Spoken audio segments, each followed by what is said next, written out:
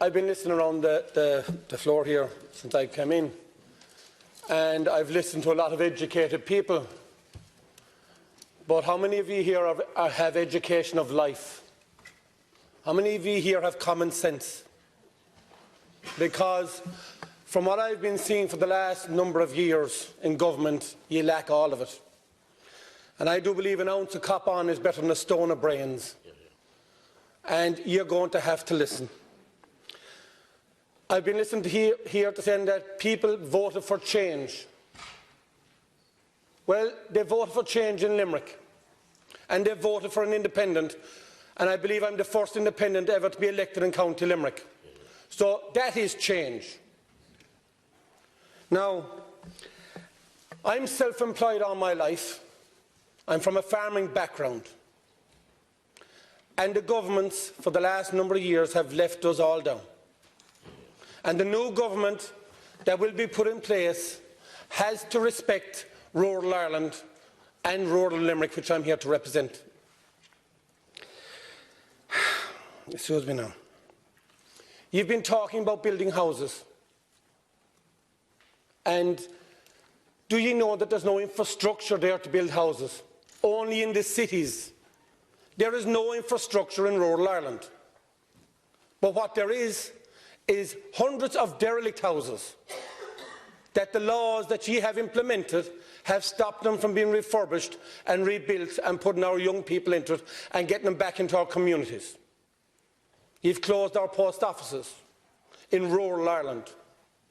You completely have closed us down.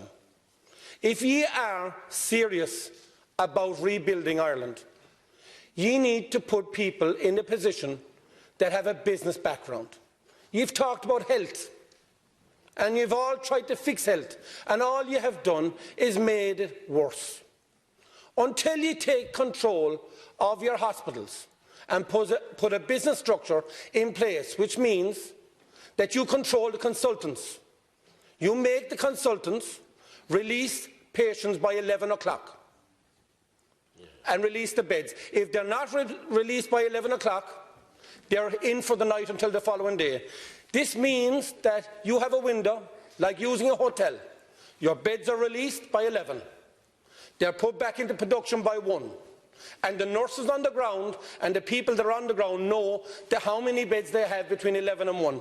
And they can actually work with that. So if you're not fit enough to leave the hospital by 11, you're kept overnight. Consultants are releasing patients at 6, 7, 8 and 9 o'clock at night. And those beds don't come back into production until the following morning. I will back a leader that will work with independence, rural independence, and work for rebuilding Ireland as a whole, not just pushing all the facilities into the cities. I'm here to represent rural Ireland, and I will work with anyone and listen and talk to everyone that wants to rebuild it with me and the rural independence. Thank you. Thank you.